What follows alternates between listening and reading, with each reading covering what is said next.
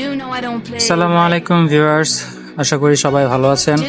আগে সরি বলে নিচ্ছি, এক হাতে ড্রাইভিং করছিলাম কারণ আমার কাছে কোনো হেলমেট মাউন্ট ছিল না, যার কারণে আমি কোনো হেলমেট মাউন্টের মধ্যে ফোন রাখতে পারি নাই।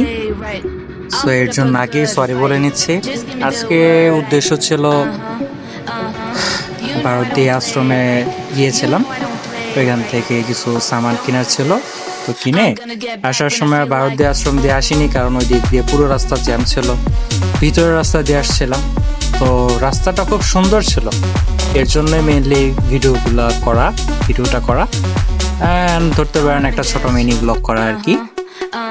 তো রাস্তাগুলো এরকম সুন্দর ছিল যে আমাদের পৌরসভার রাস্তা ভাঙাচোরা, কিন্তু মানে ভিতরের রাস্তাগুলো এত সুন্দর যা বলার বাইরে, গাড়ি ঘোড়াও কম ছিল।